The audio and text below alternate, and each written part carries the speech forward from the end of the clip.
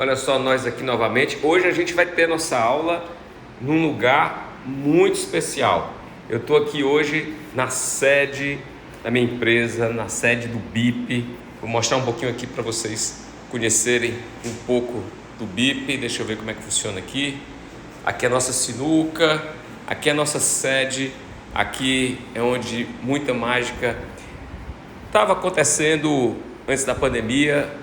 E com a pandemia a gente terminou deixando os BIPers, né, que são a nossa equipe em casa. Então resolvi hoje dar aula diretamente aqui do escritório do BIP, mostrando um pouquinho para vocês, né? O BIP, ele é um banco digital, exclusivo para negócios do agro. E para mim é uma grande realização poder fazer parte desse grande projeto, um projeto que nasceu no meu doutorado e que se transformou num negócio. Hoje nós somos uma equipe de 12 pessoas, incluindo aí nossos estagiários, nossos colaboradores, nossa contadora, toda a nossa equipe, meus sócios. E a gente está aqui hoje, estou aqui hoje nesse cenário para mostrar para quem está chegando um pouco da nossa empresa, o BIP, aqui, nossa sinuca, que aqui ainda vão rolar muitas coisas boas aqui, tá? Mas hoje é sábado à tarde e é dia de falar de negócios inovadores. Então sejam todos bem-vindos, sejam todas bem-vindas. É hora de começarmos a falar de negócios, tá? Vamos aproveitar que vocês estão chegando e é que a aula está começando para poder disparar o aviãozinho aí e chamar a galera, que a aula hoje está num lugar especial. Eu estou na sede da minha empresa, aqui na sede do BIP, tá? Aqui na sede do nosso banco digital, que é, como eu falei para vocês, exclusivo para negócios do agro. A gente atua hoje em 22 estados brasileiros, transações muito bacanas ao longo desses meses. Mesmo com a pandemia, a empresa cresceu e é lógico que faz parte do meu portfólio, do meu currículo, falar também da minha empresa, que é para mostrar para vocês que aqui a gente tem um pouco de teoria, mas também a gente tem prática, tá? Então vamos lá, dispara o aviãozinho aí para chamar uma galera para a gente começar a nossa aula, certo? Só lembrando que nossa aula hoje, ela vai ter nós vamos passar por um outro ciclo, nós vamos mudar de ciclo, né? Estamos entrando hoje num novo ciclo de aula, num novo ciclo de conteúdo. Esse novo ciclo de conteúdo tem a ver mais com a parte de corporate, ou seja, como as empresas estão percebendo essa grande quantidade de inovação, como as empresas se relacionam com essa grande quantidade de inovação e deixa eu pôr para gravar aqui para colocar no YouTube, né? E como essas empresas estão sobrevivendo a essas grandes quantidades de inovação, porque se você parar para pensar, algumas empresas elas estão inclusive sendo incomodadas por pequenas empresas.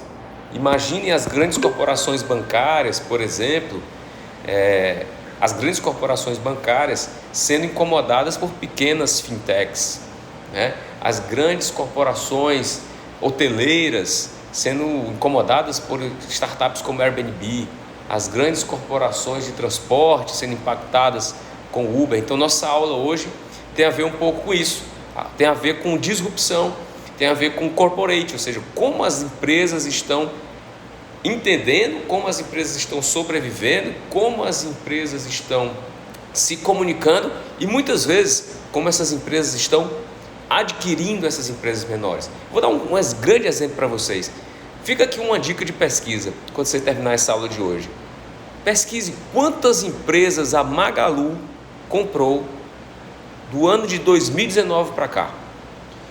É uma pesquisa simples, uma pesquisa de internet, você pode descobrir isso. Quantas empresas a Magalu comprou de 2019 para cá? A gente vai falar um pouco disso, isso a gente chama de M&A, ou seja, são aquisições de grandes corporações, das big companies, que estão comprando startups que por sua vez estão incomodando, que estão adquirindo ou fazendo incumbência de startups ou investindo em Open Innovation.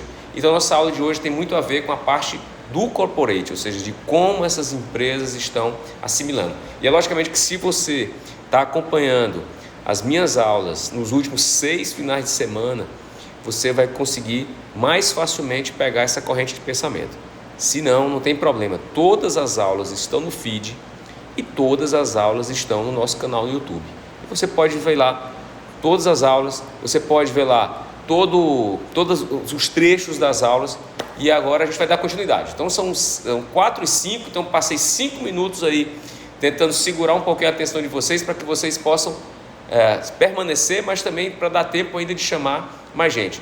Então, se você é professor, dá uma chamadinha nos seus alunos. Se você é empreendedor, chama a sua equipe. Se você é funcionário, chama seu chefe, que hoje nós vamos continuar com a nossa aula e vamos falar hoje sobre essa percepção corporate. Valeu, Bruce!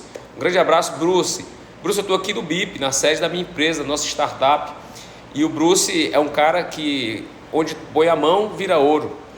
BLR, WeWall, Locomotiva, Nave Lançamentos. Estamos juntos, meu velho. Um grande abraço, um grande amigo. Então vamos lá. Para falar um pouco do assunto de hoje, que tem a ver com Open Innovation, não vou falar tudo sobre Open Innovation em 1 hora, isso não existe, mas a gente vai começar a falar. E eu quero deixar aqui provocações para que você possa entender onde você está nesse cenário, onde a sua empresa, a Neemias entrando aí, todo sábado, Imaculada, Neemias, Elmo, essa galera não falta, né? O Odemar, estamos aqui todos os sábados. Obrigado pela audiência, galera. Obrigado mesmo, e vamos mandar o aviãozinho aí para o pessoal participar. Então, como eu estava falando, em 1 hora a gente não vai explicar tudo sobre Open Innovation. Em 1 hora, o que eu mais posso fazer com vocês é provocar. Então, eu estou aqui hoje para provocar. Então, a minha primeira provocação foi essa. Simples. Faça uma lista, uma pesquisa boba, não quero receber, é só para a gente poder... valeu, Elmo. É só para a gente poder... para que você possa perceber o seguinte: quantas empresas a Magalu comprou de 2019 para cá? A Magalu comprou os mais diversos tipos de empresas. A Magalu comprou empresa de logística, a Magalu comprou empresa de pedido de comida por aplicativo, a Magalu comprou fintech. Aí você pergunta, mas a Magalu comprou parte do Armazém Paraíba, por exemplo. Aí você para e pergunta, mas Marcos, qual é a intenção? Qual é o motivo? Então, para começar, eu vou deixar a seguinte frase para vocês. Uma grande empresa, então percebam isso, tá? Uma grande empresa, ela tem muitos problemas. Quanto maior a empresa, maiores são os problemas que essa empresa tem. Quanto maior a empresa, mais pesada ela fica, porque sua estrutura é pesada e ela tem muitos problemas. Quanto maior a empresa, menos flexibilidade ela tem. Então, quando se fala hoje de grandes corporações, elas estão voltando o seu olhar para a inovação. E essa inovação pode ser feita de 2 formas. Ou ela cria um setor de inovação, que muitas vezes isso nem sempre vai dar certo, porque não adianta você criar na sua empresa, que já tem uma determinada cultura, uma sala com a plaquinha inovação, e aquilo ali vai resolver seus problemas. Porque inovação, transformação digital, ela não tem a ver com tecnologias, ela tem a ver com pessoas. Então, para você montar na sua empresa um setor de inovação, não é para você montar uma sala, colocar uma placa de inovação e colocar as mesmas pessoas que já trabalham na sua empresa lá para estudar inovação. Inovação pode ser a contratação de outras empresas que já são mais leves, mais flexíveis, enfim, mais rápidas. E aí vem o Open Innovation. As grandes corporações estão se abrindo para as pequenas empresas, que ao invés de elas criarem um setor de inovação, elas compram pequenas empresas para resolver os problemas. Por quê? Porque são empresas grandes. Quanto maior a empresa, mais cheia de problema. E quanto maiores os problemas, mais difíceis de resolver. E muitas vezes não se resolve dentro de casa. O Elmo está dizendo aqui, ó, valeu, Elmo. 21 empresas. A Magalu comprou, segundo o Elmo aí, ó. Muito bem, Elmo. Obrigado, cara. Obrigado pela contribuição. A Magalu comprou 21 empresas. Vou até soltar o foguetinho aqui pro Elmo. A Magalu comprou 21 empresas de 2019 para cá. E a partir disso, a gente vai começar a entender a nossa aula de hoje. Vamos lá, então. Por que isso acontece? Por que isso acontece? Revisando, nós chegamos a uma conclusão lá no início das nossas aulas, que o mercado hoje, ele é um mercado orientado para a satisfação das necessidades por experiência intuitiva de consumo, ou experiência de consumo intuitiva. Então hoje o mercado procura que os seus clientes tenham uma experiência intuitiva de consumo. Então nós chegamos a essa conclusão ali pela primeira, pela segunda aula, e que hoje nós já vivemos num mercado voltado para a indústria de produtos, nós já vivemos num mercado que se voltou para a venda, um mercado que já se orientou para a necessidade de consumo, e hoje nós estamos num mercado que se orienta pela experiência intuitiva de consumo, ou experiência de consumo intuitiva. E é óbvio que isso existe, porque nós, agora consumidores, agora olhando como consumidores, nós passamos a ter acesso a muitas tecnologias. Nós aprendemos a utilizar muitas tecnologias. A internet chegou para a gente para trazer toda a possibilidade de livre acesso, muitas vezes fragmentado e sem filtro, de uma grande quantidade de informações. Então a gente tem informações livres, fragmentadas, com pouca restrição. Isso pode ser ruim por um lado, se você usar isso por um lado ruim. Mas a internet, com esses tipos de informações, obviamente ela traz para o consumidor oportunidades diferenciadas de acesso. A culpa não é da internet se você faz alguma coisa errada, porque tecnologia não tem caráter. Nenhuma tecnologia tem caráter. A mesma faca que você utiliza, ou que foi criada para cortar alimentos, algumas pessoas utilizam essa faca para matar alguém. A culpa é da faca? Não, a tecnologia não tem caráter. Então, quando você aprende a usar essa tecnologia, no caso da internet, para usufruir do que ela tem de principal, que é conteúdo, informação, nós, consumidores, nos capacitamos melhor. Então, a gente passa a ter melhores acessos e a gente passa a consumir diferente. E outra coisa, nós somos seres evolutivos. A gente não quer retroceder. Nós não queremos voltar a usar tecnologias que hoje são obsoletas. Por que eu vou usar a máquina de datilografia se eu posso usar o computador ou usar, sei lá, enfim, qualquer outra tecnologia que você imaginar? A partir do momento em que a gente tem facilidade de usabilidade e experiência, é dali para frente. Então imagine as empresas que ainda não acordaram para isso. É por aqui que eu vou começar. Muitas empresas ainda não acompanham essa evolução. Não é uma evolução do mercado, é a evolução do consumidor. Anotem o que eu vou dizer para vocês soltarem o foguetinho aí. O consumidor, ele percebe as mudanças de mercado, ou ele segue as novas tendências de mercado muito antes das empresas. Se liguem, vou repetir, tá? Nós, como consumidores, a gente está muito mais aberto à inovação, a novas formas de consumo, a novas experiências, e a gente descobre prazer nisso antes das empresas transformarem isso em serviço. As empresas geralmente só inovam, elas só colocam um novo formato de produto, de serviço, de acesso no mercado depois que o consumidor cobra, ou depois que esse consumidor acha um concorrente daquela empresa que faz aquilo já, e aí a empresa termina tendo que se adaptar. Então esse começa a ser um princípio da inovação.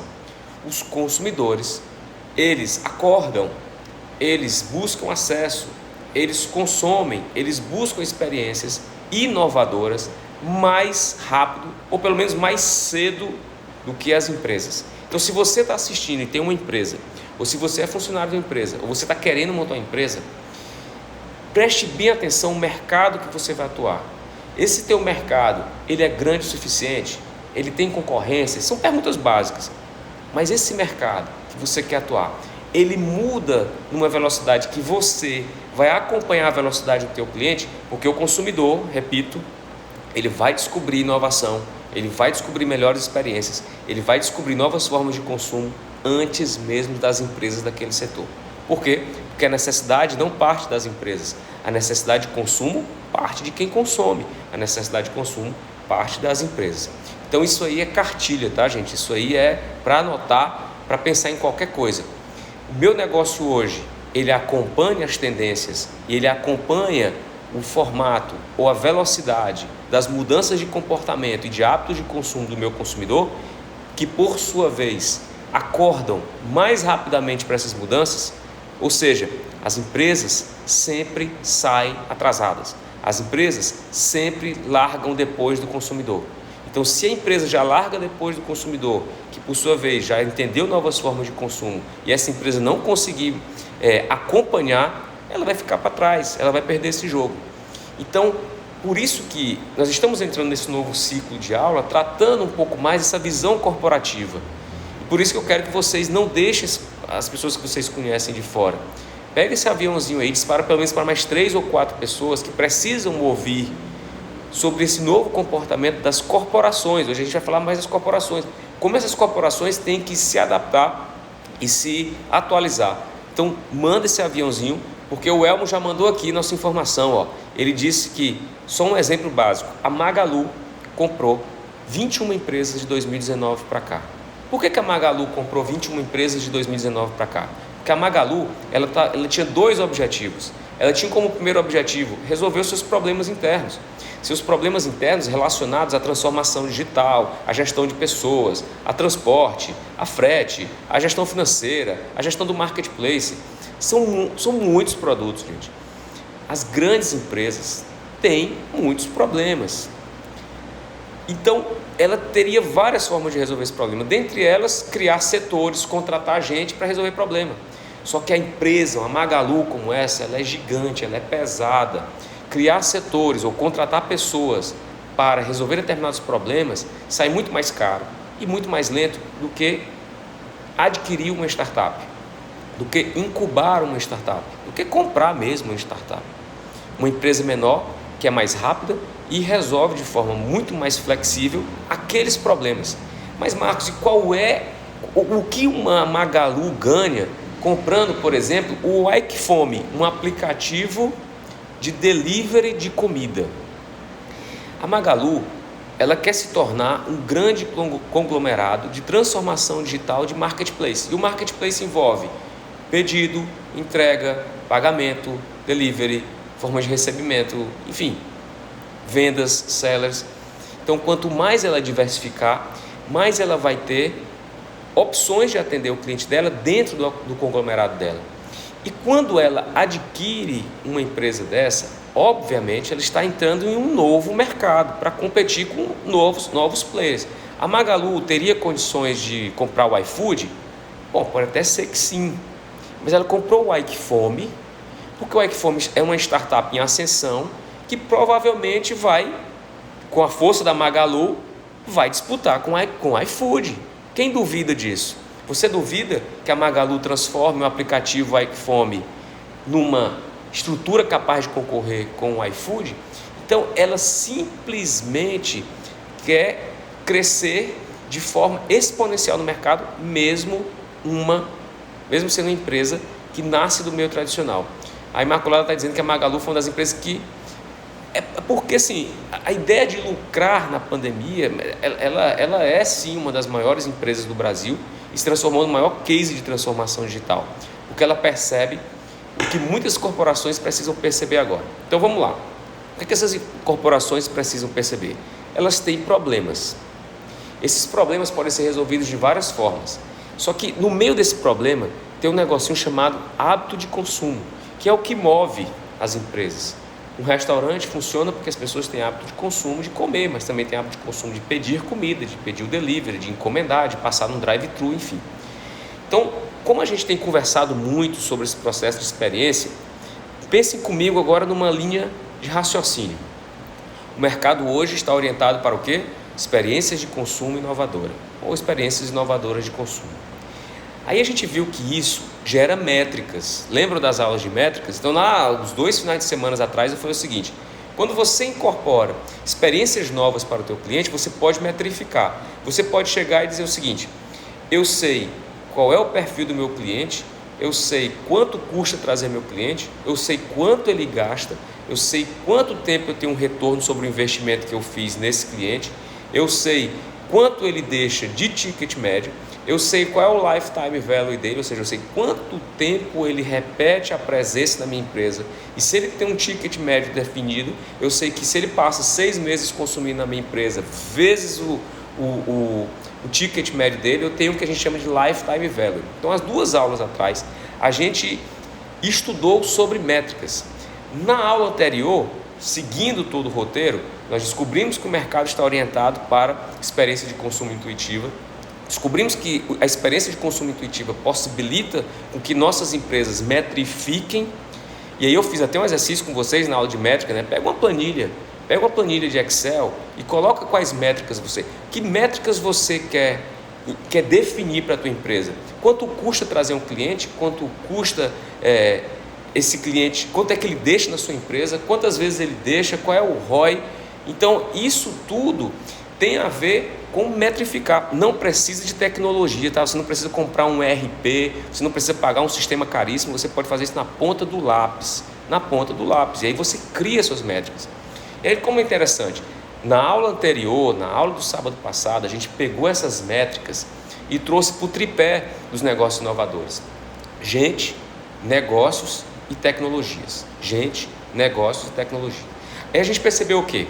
Que as pessoas são elas quem detêm todo o poder de consumo, o poder de decisão e, logicamente, o poder de estar ou não no seu negócio. São essas pessoas que têm acesso à tua ideia, à tua tecnologia, ao teu negócio, ao teu produto, e são essas pessoas que criam um determinado relacionamento. Por que eu consumo Mel Wenzel, a cajuína Mel Wenzel? Porque eu tenho um relacionamento com a marca, eu me sinto bem, eu me comunico com a marca. Aquela marca faz sentido para mim. Por que você usa Apple e não usa Android? Por que você usa Android ou não usa Apple? Porque você se relaciona de alguma forma. Por que você consome determinada marca, mesmo que ela seja mais cara? Porque ela traz uma proposta de valor. Então, eu não estou pagando pelo preço, eu estou pagando pelo valor que está embutido. Uma determinada marca de roupa que me veste melhor, uma determinada marca um determinado restaurante que é mais caro, mas lá eu vou lá porque eu sou bem atendido, a comida é melhor e o ambiente é legal. Ou então, eu uso uma determinada coisa por status. Enfim, esse valor pertence ao indicador gente. Como as pessoas se relacionam com o teu negócio. Gente, vocês precisam entender isso. Lembrem que eu sempre falo, entender de perfil de cliente é a coisa mais simples do mundo. Entender se seu cliente é alto, baixo, magro, gordo, classe A, B, C, sabe? Isso é muito fácil. Difícil é você entender por que ele consome o teu produto, por qual motivo ele paga para consumir teu produto. Então esse é o indicador gente.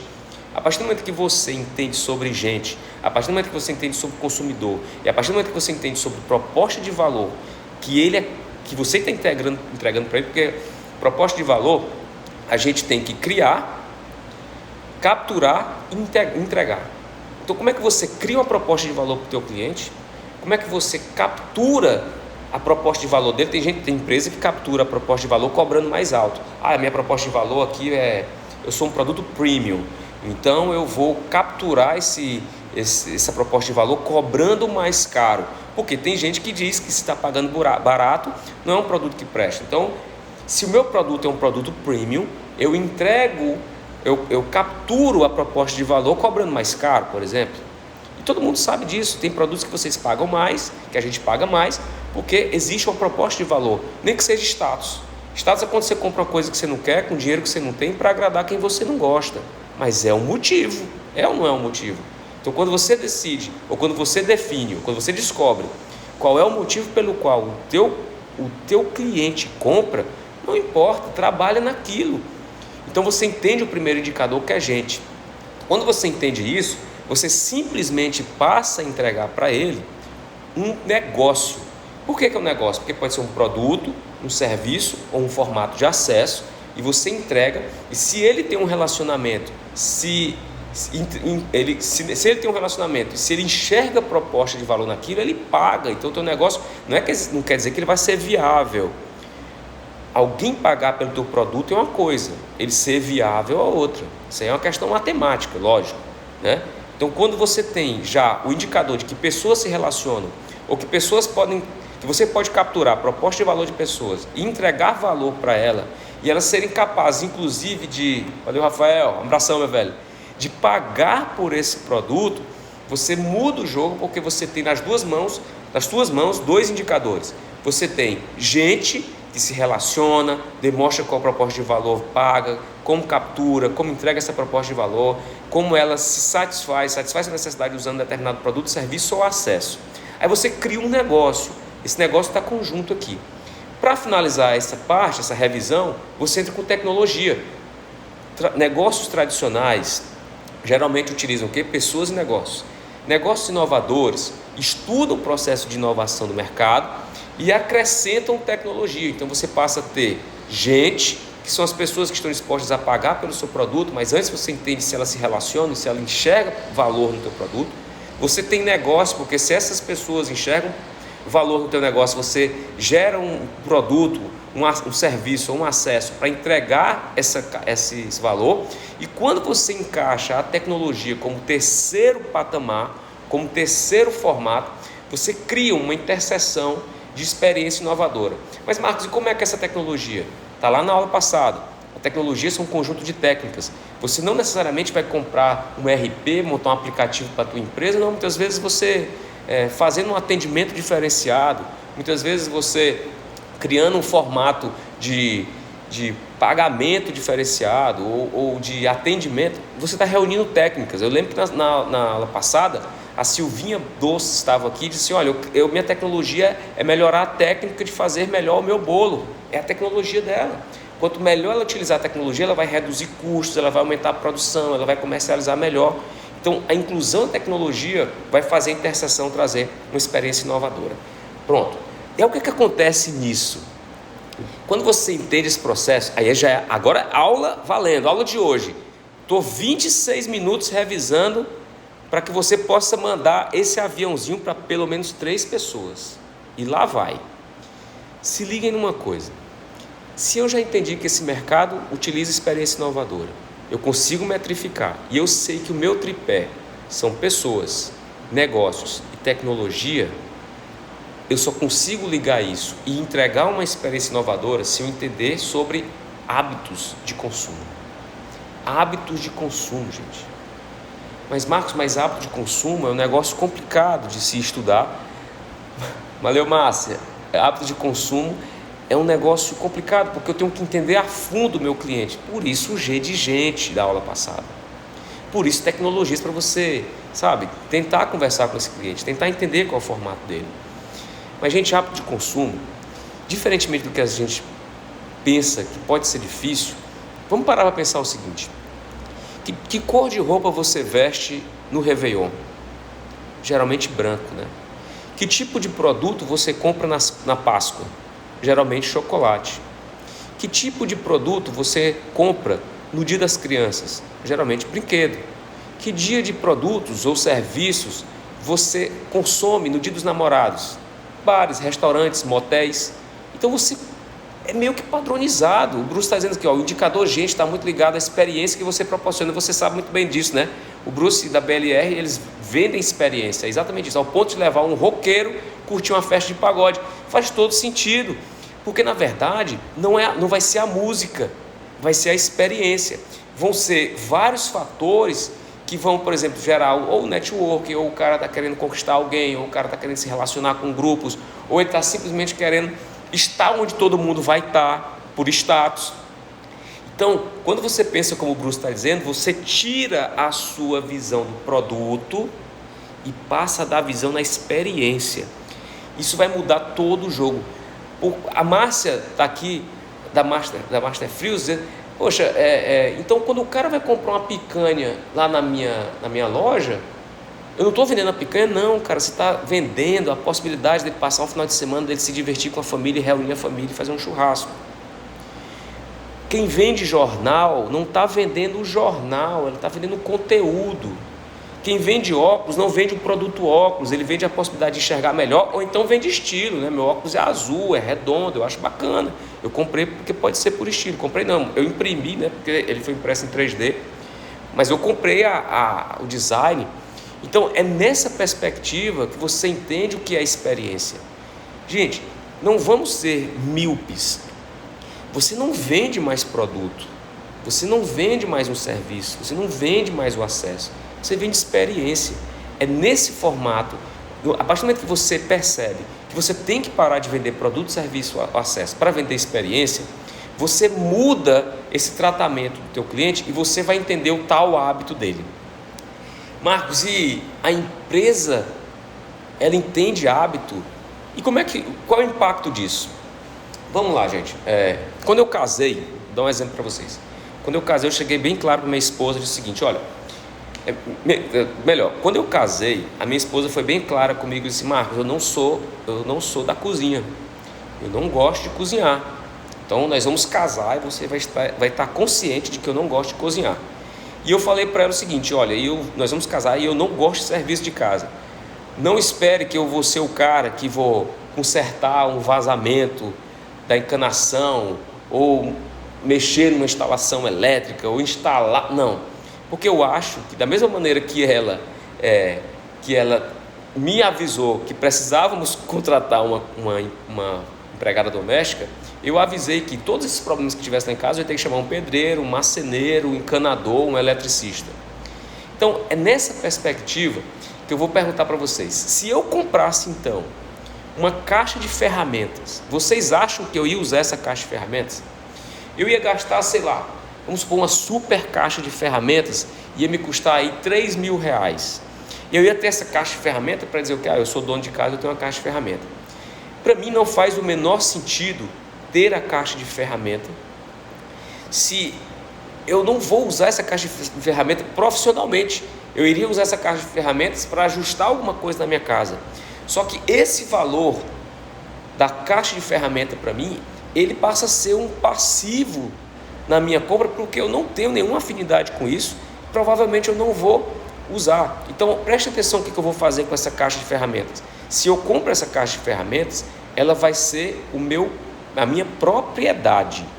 Eu comprei, é minha propriedade. Agora, se eu não compro essa caixa, que custa R$3.000, e eu preciso fazer alguns reparos na minha casa, quantos serviços eu vou contratar até chegar a R$3.000? Porque nesse caso, para mim, eu até pago mais, porque eu não quero colocar a mão na massa. E quando eu pago mais, eu não estou mais comprando a propriedade da caixa de ferramenta, eu estou comprando acesso a um serviço que vai me trazer a resolução do que eu quero. Então prestem bem atenção, vou dar exemplos para vocês. Vamos colocar isso num plano cartesiano: gasto e utilização, tá? Vou perguntar para vocês, numa relação de gasto e de utilização, o que você acha de livro? Bom, livro, ele é barato, ou seja, no cartesiano ele está baixo, e eu utilizo muito rápido. Eu leio o livro rapidamente, e ou eu guardo esse livro, ou eu empresto esse livro para alguém que nunca vai me devolver.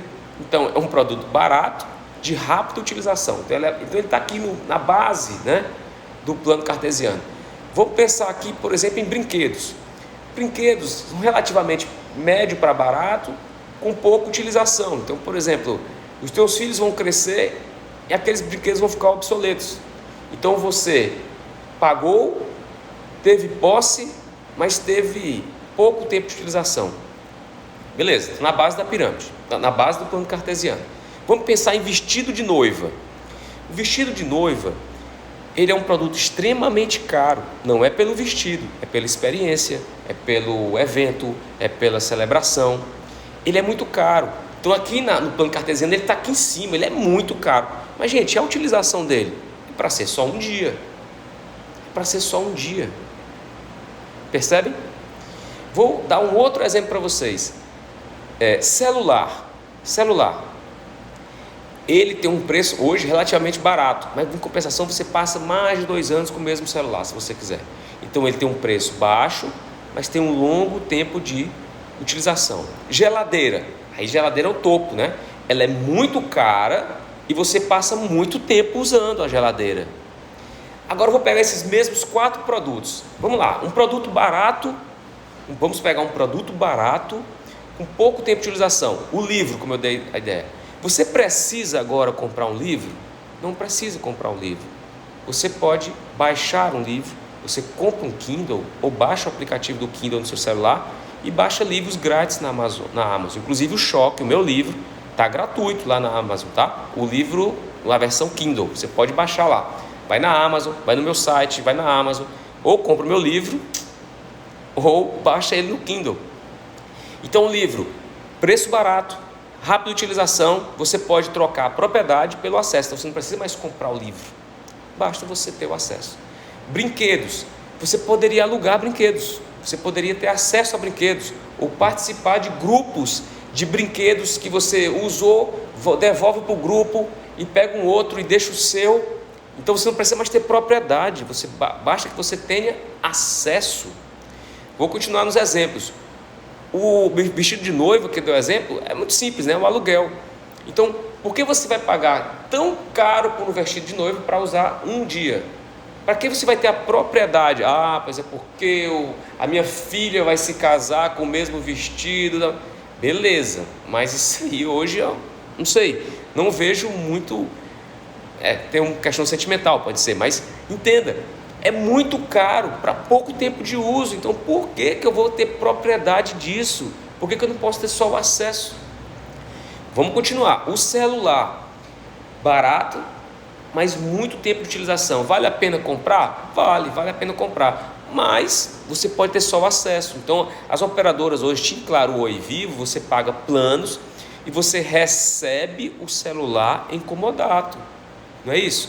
Aí você passa um ano com ele, porque você tem um determinado plano. Você comprou o celular? Você não comprou, mas você teve acesso. Você saiu da propriedade e passou para o acesso. Vamos para a geladeira, por exemplo. Mas a geladeira ela é muito cara e eu utilizo por muito tempo. Como ter acesso à geladeira? Por que não ter propriedade? Porque minha cozinha, eu fiz uma decoração, eu preciso que a geladeira converse com a decoração da cozinha, o estilo da geladeira. Gente, a geladeira, você não precisa ter propriedade. Você pode alugar a geladeira hoje em alguns programas da Brastemp. A Brastemp tem feito alguns estudos para aluguel de geladeira em parceria com o Pão de Açúcar. Então é o seguinte, você recebe uma geladeira em casa e essa geladeira está conectada no cliente mais do Pão de Açúcar, e na medida que você coloca os produtos lá, ele faz a leitura do código de barra. Toda vez que você tira o produto dali, ela começa a dar baixa naquele estoque da geladeira e começa a avisar para o cliente mais do Pão de Açúcar que está começando a faltar o frango, o leite, e ali você compra. Então é como se o Pão de Açúcar estivesse deixando uma geladeira na sua casa para você comprar os produtos do Pão de Açúcar. É como algumas operadoras de internet, por exemplo, a Virtex, que é uma das melhores do Nordeste, ela que eu conheço, assim, posso estar errado, enfim, pode ter outras aqui, mas alguns representantes de outras me falem, mas imagine a Virtex, que é a internet que eu uso, esse roteador dela aqui, eu não paguei, eu não comprei, então eles deixam o roteador aqui, eu não tenho propriedade sobre o roteador, para que eu possa usar o serviço. Então eu não tenho mais posse, eu tenho acesso.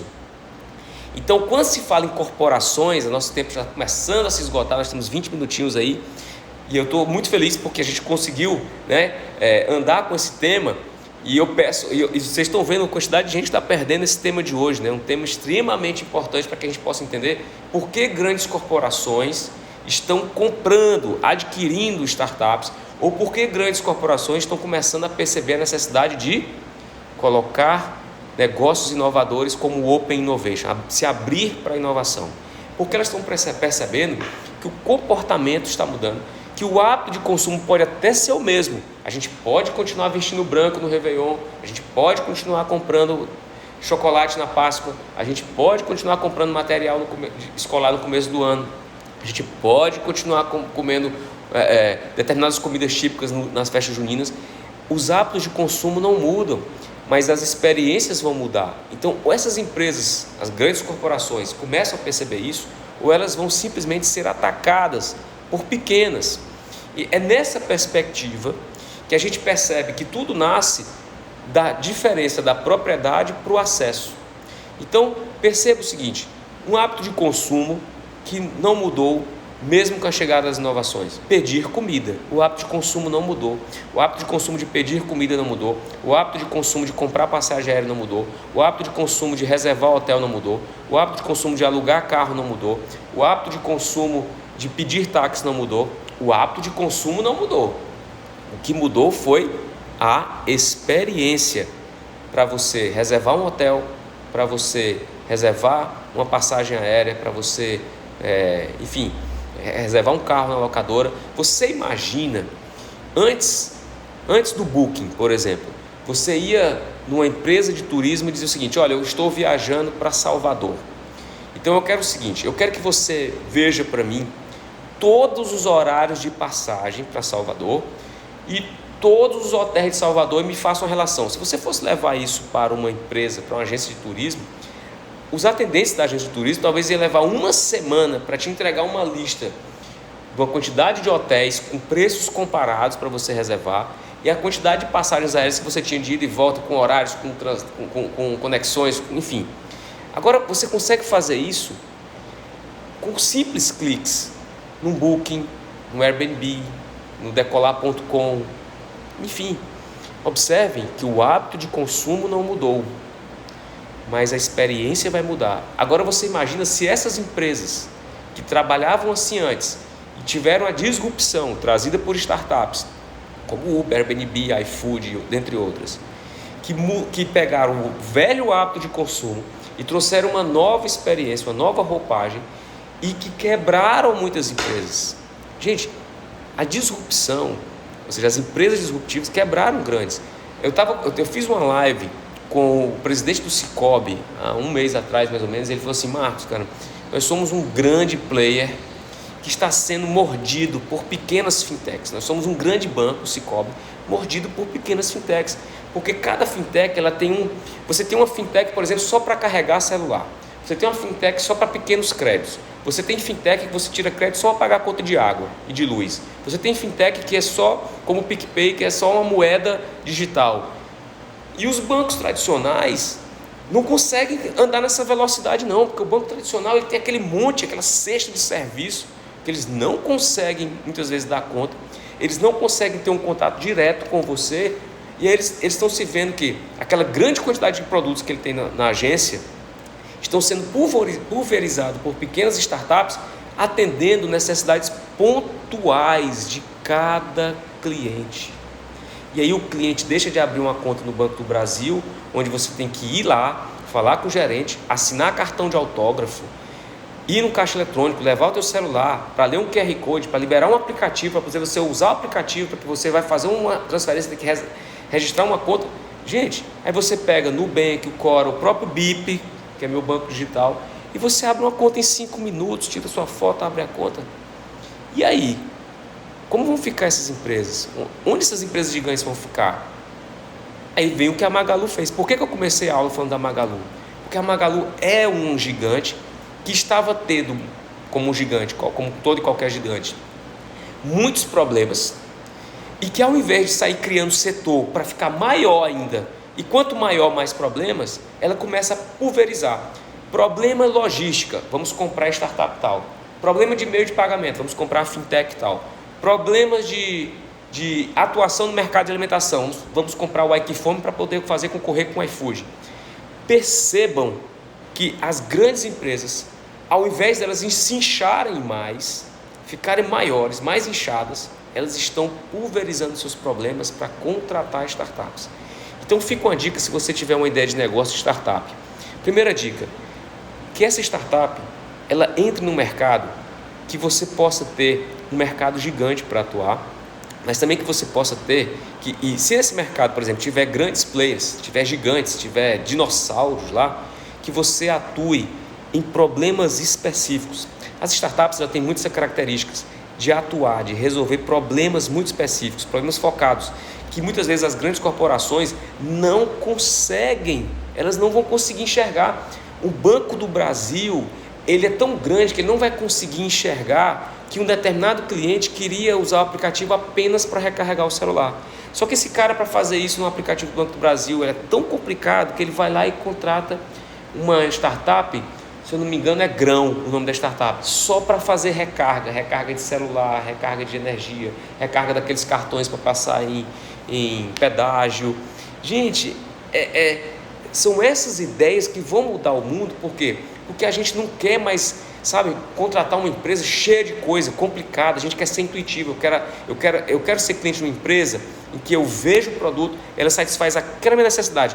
Vou dar um super exemplo para você.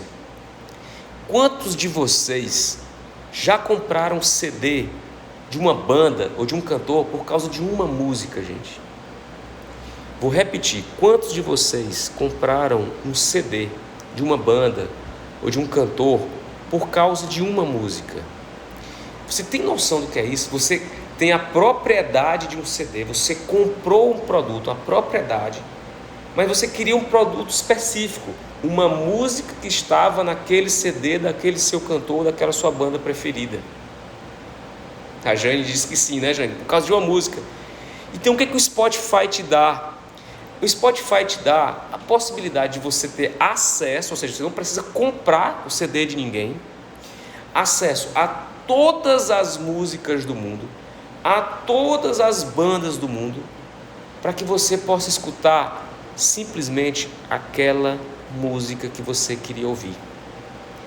É nessa percepção que a gente está vendo uma grande quantidade de empresas gigantes começando a olhar para dentro e dizer o seguinte: nós crescemos tanto, que temos tantos problemas, que cada vez que a gente quer resolver um problema, a gente cria um setor novo para resolver um problema velho, mas ao mesmo tempo que está criando um setor novo, está criando um problema novo. E eu continuo fechado no meu mundo, me fechando para inovações, porque eu vivo aqui numa corrida de ratos, um ciclo vicioso da minha empresa para resolver problema, e eu não consigo me abrir. Só que as grandes empresas que estão acordando para o mundo da inovação, elas fazem o Open Innovation, elas se abrem para a inovação. Então, imaginem grupos como Grupo Claudino, Grupo Mateus, Magalu, enfim, os grupos que vocês imaginarem. Imaginem que esses grupos são tão gigantes que eles têm muitos problemas, então eles vivem fechados, tentando resolver o problema aqui dentro. Só que as grandes sacadas das grandes empresas hoje é se abrir e dizer o seguinte: gente, vou dar um exemplo para vocês. Vamos supor que, deixa eu pegar aqui uma grande empresa, a Ambev. Gente, eu estou com um problema aqui para comprar cevada de um produtor para uma cervejaria que eu incubei. Imagine se a Ambev fosse ter que criar um novo setor para comprar cevada para um determinado player de cervejaria. Então ela vai o quê? Ela vai numa startup que já faz isso, já negocia, já está na ponta. Então ela se abre, ela abre um desafio. Olha, a Ambev está com esse problema. Qual é a startup que consegue resolver esse problema? Aí ela abre o edital, ela abre o desafio. Aí vamos supor que nenhuma startup está ali não consegue resolver aquele problema. Então o que ela faz? Ela diz o seguinte: olha, eu vou contratar agora empreendedores, ou então ela vai comprar uma startup para trazer para dentro, para trazer aquele propósito, aquele comportamento inovador das startups, dos empreendedores, para poder fazer a resolução do seu problema com inovação. Então, aquela história de que a grande empresa ela tem que ficar fechada na dela, porque ela é um dinossauro, trancadona lá, fechada, resistente às mudanças, lentas e pesadas, elas estão começando a perceber o seguinte: que se elas não se abrirem para a inovação, se elas não estiverem próximas a startups, a pequenas empresas, essas mesmas empresas, elas vão fazer o quê? Elas vão dominar, elas vão derrubar, elas vão destruir essas gigantes. Simples assim, gente. Imagine hoje o sistema bancário, como eu já dei esse exemplo, que são gigantes, em frente às fintechs, de frente com esse cenário rápido das fintechs. E aí o que está acontecendo? A gente está vendo algumas iniciativas bem interessantes. Vou falar aqui de algumas iniciativas de Open Innovation para vocês. Aqui no Nordeste, próximo da gente, nós temos o Maranhão, que tem um grande grupo, o Grupo Mateus. O Grupo Mateus é gigante, é um grupo de varejo que abriu o IPO, e ele simplesmente percebeu o seguinte: eu tenho uma porrada de problemas aqui, e eu tenho duas formas de resolver esse problema. Ou eu me tranco e começo a criar setor para resolver problema e começo a gerar uma bola de neve, ou eu me abro para a inovação e cada problema que eu tiver, eu crio times de resolução inovadora, monto uma startup e jogo no mercado. Essa startup resolve o meu problema, mas também vai resolver problemas de novos clientes.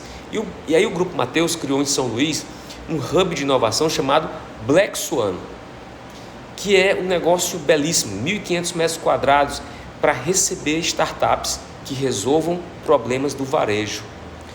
Eles não têm equity, tá? Eles não estão pedindo nada, eles abriram um espaço. Se a tua startup resolve o problema do varejo, você vai para lá, aluga uma sala, se conecta com quem está lá e pode ter o próprio Mateus como cliente, e quem sabe até fazer um M&A, ou seja, ser vendido para o Mateus e ganhar aí uma bolada. Então, empresa grande com pensamento de startup. Se você for em São Paulo e tiver a oportunidade de conhecer o Cubo é um hub criado pelo Itaú. O Itaú percebeu que estava aparecendo um monte de fintech, que ele pensou o seguinte: cara, ao invés de eu deixar aparecer um outro Nubank para me quebrar, eu vou criar o Nubank dentro de casa. Ele vai ser um pouco meu, mas também vai ser do mercado. E assim sucessivamente. O Bradesco tem esse tipo de hub, o Mercado Livre tem esse tipo de hub. Então, na visão da corporação, nossa aula de hoje é exatamente para trazer esse conceito do que é o Open Innovation, do que é a inovação aberta. Então, a inovação aberta, ela reúne um pouco das nossas aulas. Não é à toa que a gente está aqui na 7ª aula e eu estou fazendo toda essa revisão, porque é um ciclo, tá, gente? Não vai parar. A gente entrou nesse ciclo agora de Open Innovation, então nós vamos até o fim. Então, só para você pensar, as grandes empresas estão percebendo que o cenário do mercado mudou e que agora o consumo, o mercado se orienta para experiências inovadoras de consumo. Aí, para isso, ela começa a criar métricas, ela começa a ver que as métricas dela estão pesadas, elas são lentas, elas são pesadas, são dinossauros fechados. Aí, naquele mesmo momento, ela começa a estudar gente, negócio e tecnologia. Gente, negócio, tecnologia. Gente, negócio, tecnologia. Aí ela começa a perceber que essa gente, ou seja, essas pessoas, elas estão mudando o seu comportamento de consumo, não mudam os hábitos, mas muda o comportamento porque elas buscam mais experiência. E aí eu falei para vocês, muita gente não quer mais comprar nada, você quer ter acesso, você não quer mais comprar DVD, você quer ter acesso ao Netflix, apenas aquele filme que você quer. Você não quer mais comprar CD de uma banda por causa de uma música, você usa o Spotify e vai escutar aquela música. Você não quer mais comprar um celular, você pode simplesmente ter acesso. Existe hoje uma corrente muito interessante, por exemplo, de você não comprar mais carro, porque é mais fácil você chegar na Unidas, na Localiza e fazer um pacote de um ano de um carro, que sai muito mais barato que a prestação de um carro, e você não vai pagar nem o seguro, nem o emplacamento, nem as revisões, porque está tudo incluso. Então você deixa de ter propriedade para ter acesso. E aí aparece um monte de empresa. Gente, hoje você tem empresa de assinatura de lâmina de barbear.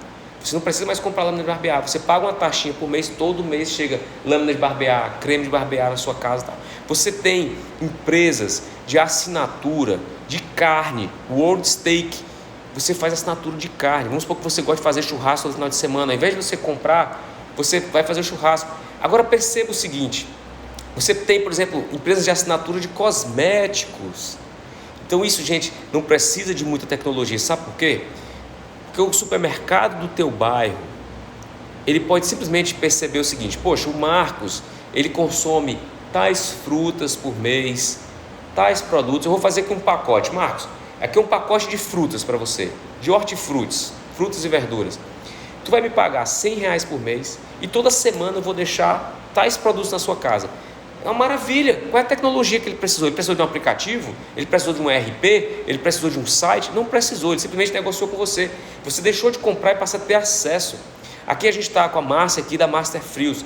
Já pensou, Márcia, você da Master Frios, criar um programa de assinatura lá? Então eu, Thiago Gama, que está aqui, alguns clientes de vocês, digo o seguinte: olha, eu faço churrasco todos os dias. Eu gosto de tal carne, de tal bebida, de tal vinho, de tal tempero, eu gosto. E aí você cria um pacote. Olha, Marcos, você pagando, sei lá, R$200 por mês, você vai ter todo final de semana a carne tal, o acesso tal, e ainda vai ter um brinde, vai ter um plus, vai ter um elemento surpresa. Isso é essencial. Eu sou sócio de uma empresa, eu sou investidor, né? Sócio investidor de uma startup chamada Mazeltov, é assinatura de camisetas. Quando eu assinei, eu coloco minhas medidas lá, digo que eu uso praticamente preto sempre estou usando preto. E eu digo o seguinte: eu quero receber 2 camisetas por mês. Aí muitas vezes eu recebo as 2 camisetas, vem um brinde, vem um elemento surpresa. Então é nesse cenário de que você sai da propriedade para o acesso, de que grandes empresas estão pensando o seguinte: eu preciso remodelar o formato de atender o consumo dos meus clientes. E muitas vezes eu saio da propriedade para o acesso, eu saio da venda para a experiência, eu saio do serviço para o acesso, eu saio do produto para o serviço. Então, quando você chega a isso, a gente percebe que ou as grandes empresas começam a acordar para esse novo formato, ou as pequenas empresas, as startups, elas vão começar a dominar, elas vão começar a derrubar. E por isso que a gente está vendo grandes empresas se abrindo para a inovação, fazendo Open Innovation e adquirindo as startups? Elas fazem a aquisição, que a gente chama de M&A, vocês podem depois buscar. M&A é quando a Magalu comprou 21 empresas de 2019 para cá. Então, para finalizar nossa aula, entenda o seguinte: nós entramos hoje num novo ciclo, o ciclo de entender como as corporações funcionam. E quando a gente aprende como as corporações funcionam, nós empreendedores podemos ou montar as nossas, ou ser consultores dessas instituições para mostrar para eles que o hábito de consumo permanece, mas as experiências mudam, porque a gente está falando hoje de gente, negócios e tecnologias, e a gente está falando da mudança da propriedade para o acesso, a gente está falando da criação de novas experiências, a gente está falando que eu posso fazer muito mais com menos tecnologia, inclusive, que eu posso, inclusive, alterar o rumo de uma grande empresa, de uma big company como a Magalu, que já comprou 21 startups de 2019 para cá, porque ela tem muito problema. Então as empresas grandes têm muitos problemas, quanto maior a empresa, mais problema tem, e ao invés de elas estarem resolvendo o problema, criando novos setores para poder resolver problemas, e esses novos setores vão dar novos problemas e viram uma bola de neve, elas estão se abrindo para a inovação, contratam startups, ou criam hubs para dali sair novas startups, que ao invés de serem startups que vão concorrer com elas, vão ser parceiras, e elas passam a ganhar nas duas pontas. E aí, para finalizar a aula, eu pergunto para vocês, então o que é mais importante, gente? É um produto? É um serviço? É uma tecnologia? Ou é a experiência? Solta o foguetinho aí para responder, porque a resposta está clara. Não é produto, não é serviço, não é tecnologia. É experiência. As empresas inovadoras já nascem querendo resolver hábitos de consumo com entrega de experiência. As empresas grandes, as tradicionais, elas estão acordando para esse processo de experiência e elas estão se abrindo para a inovação. Então, a gente começa hoje um ciclo onde eu quero ensinar você a se tornar, quem sabe, um consultor, um gestor, um empreendedor que vai abrir a mente para a experiência. Se você quiser, por exemplo, ganhar dinheiro com Open Innovation, vamos acompanhar aqui que eu vou trazer algumas dicas. Se você quiser ser consultor, ser professor de empreendedorismo, você pode acompanhar aqui. Eu deixo sempre a dica do meu livro, né? Então você pode ir lá no link da minha bio, lá você vai direto para o meu site, você encontra alguns acessos lá, lá no meu site você pode comprar meu livro, baixar o aplicativo do Choque, para que você possa começar a me acompanhar. Então, as aulas anteriores foi meio que um nivelamento, eu trouxe assuntos mais genéricos para chegar a esse ponto desse novo ciclo, e a partir daqui a gente vai começar a falar muito sobre como você pode se transformar em um agente transformador de inovação. Como você pode usar a tua inteligência, o teu serviço, para se tornar um consultor, um mentor, um professor. Se você já é coach, trazer para os seus serviços de coaching essa nova visão de mercado para ajudar o teu coach, para ajudar o teu mentorado, para ajudar a tua empresa que você dá consultoria, para ajudar os teus alunos a falar de inovação. Então, a partir de hoje, a gente entra nesse novo ciclo. E aí fica a minha dica. Eu já no começo da aula eu perguntei, né? Quantas empresas a Magalu comprou? O Elmo já veio com a resposta, né? 21 empresas de 2019 para cá. Então fica a minha dica agora. Procure saber o que é Open Innovation, tá? O Bruce queria deixar uma dica de experiência fantástica. Leia sobre a história do Rock in Rio. Boa! A história do Rock in Rio é um grande case de experiência. Eu só tenho mais 1 minuto. E vai aqui o meu pedido. Eu vou deixar essa live gravada no feed. Se você não assistiu toda, assiste novamente. Se você acha que alguém tem que assistir, vai lá no feed, clica no aviãozinho, dispara para 10 pessoas. Vamos fazer com que esses assuntos cheguem para que a gente possa formar mais empreendedores. Esse é um conteúdo que eu dou aula em graduação, pós-graduação, mestrado. E está aqui gratuitamente todos os sábados às 4 horas da tarde. Não vamos deixar essa galera fora disso. Vamos montar um grupão de empreendedores capazes de mudar esse processo de inovação, ou na sua cidade, ou no seu estado, ou no novo negócio que você quer criar, ou na empresa que você já trabalha. Vamos trazer inovação. Isso traz redução de custo, aumento de produtividade, aumento de vendas. Gente, o tempo está acabando. Hoje a aula foi muito legal. Vão lá no feed para comparecer. Mais uma vez, um grande abraço, saúde, se cuidem, que Deus abençoe. No próximo sábado a gente está aqui às 16 horas no Instagram. Espalhe isso aí. Tchau, tchau, pessoal. Tchau, Jane. Tchau, Imaculada, Elmo, Bruce. Até a próxima, pessoal. Valeu.